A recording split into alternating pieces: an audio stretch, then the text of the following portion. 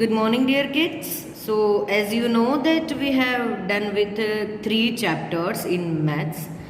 So, the 4th chapter is Vedic maths that we will learn later. So, now we will move on with chapter number 5, multiples and factors. अब यहाँ पे दो चीज़ों के बारे में आपको पढ़ना है, एक तो है मल्टीपल, एक है फैक्टर. मल्टीपल का सीधा मीनिंग होता है मल्टीप्लिकेशन टेबल के साथ. तो यहाँ पर सबसे पहली चीज़ जो आपको करनी है, एटलीस्ट आपको 1 to 20 तक के पूरे टेबल जो है वो ओरली लर्न होने चाहिए. अदरवाइज आप ये चैप्टर अच्छे से नहीं कर पाओगे. तो आपको होमवर्क के अंदर 1 to 20 जो टेबल है वो 1 टाइम लिखना है. ये मैं आपको PDF में भी बता दूंगी कि 1 to 20 तक का टेबल आपको 1 टाइम लिखना है नोटबुक के अंदर. ओके, अब यहाँ पे देखो वैसे भी होमवर्क दिया हुआ है. Make a multiplication table for the following 7, 13, 16, 18. तो आप ये इसके अंदर आ जाएंगे टेबल. तो आपको 1 to 20 के पूरे टेबल, सबसे पहली बात 1 to 20 के सारा टेबल आपको नोटबुक के अंदर लिखना है और एज वेल एज आपको सारे टेबल 20 तक एटलीस्ट ओरली लर्न होने चाहिए. ओके, अभी यहां पर देखो आपको एक क्वेश्चन दिया हुआ है.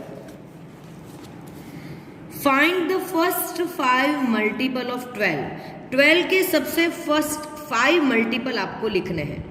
तो अगर आप लोग 12 की टेबल लिखते हैं तो 12 की टेबल लिखने के बाद ही आप सबसे पहले वाले 5 मल्टीपल फाइंड कर सकते हैं. 5 मल्टीपल का मतलब है 12 की टेबल 5 तक लिखना. जैसे 12 1 जा 12, 12 2 जा 14, 12 3 जा 36, 12 4 जा 48, 12 5 जा 60.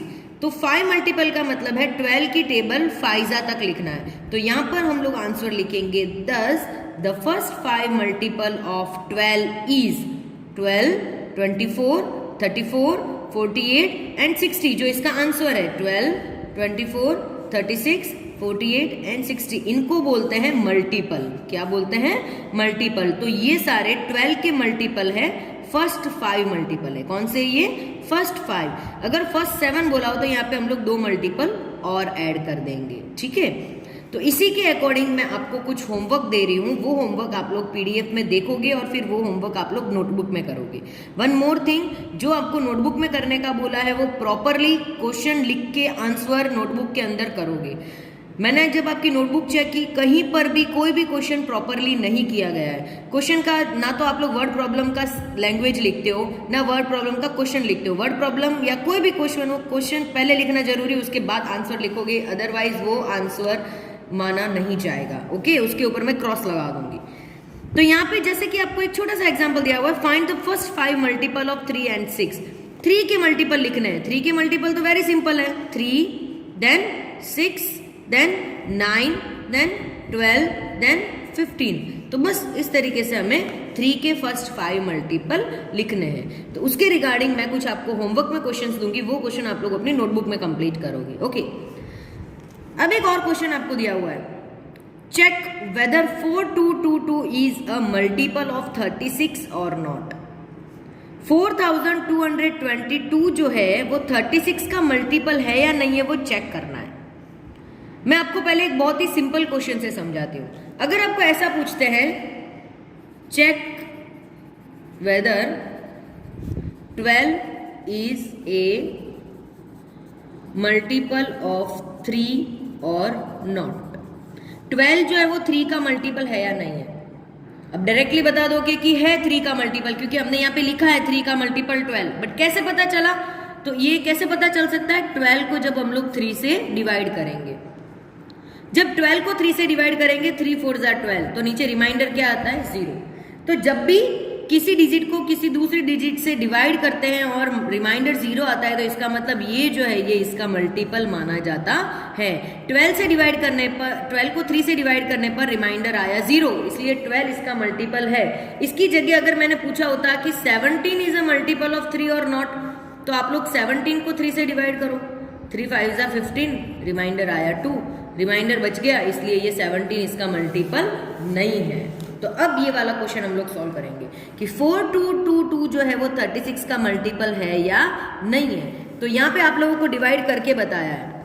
422 को 36 से डिवाइड किया है. 36 1 जा 36, आंसर आता है 6, 2 को नीचे लिया हमने, 36 बन जा 36, आंसर आता है 26, वापस 2 को नीचे लिया, 36 7 जा 2 5 2, रिमाइंडर कितना बचा 10, तो रिमाइंडर बचा, इसका मतलब ये इसका मल्टीपल नहीं है। तो यहाँ पे क्या लिखेंगे, therefore 4222 is not a multiple of 36, ये इसका मल्टीपल नहीं है। तो इस तरीके से अगर आपको कोई भी क्वेश्चन पूछा जाता है तो आपको इस तरीके से आंसर लिखना है।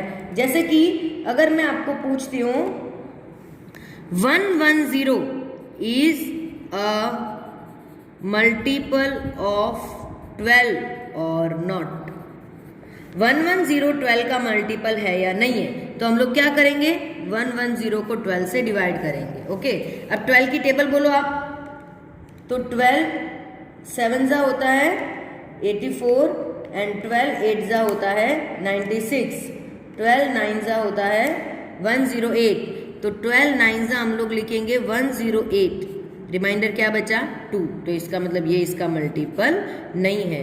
अगर यहाँ पे 110 की जगह अगर 108 होता और अगर हम इसको 12 से डिवाइड करते तो क्या होता, 12 9 जा 108, रिमाइंडर क्या आता 0, मतलब 108 जो है वो 12 का मल्टीपल है। तो इस तरीके से आपको 2 तरीके के क्वेश्चन आज मैंने समझाए हैं। दोनों तरीके के क्वेश्चन में मैं आपको होमवर्क डाल रही हूँ, वो होमवर्क आप घर पे समझ के करोगे। नहीं समझ में आए तो मुझे कॉल करके पूछ सकते हो बिफोर 2 o'clock।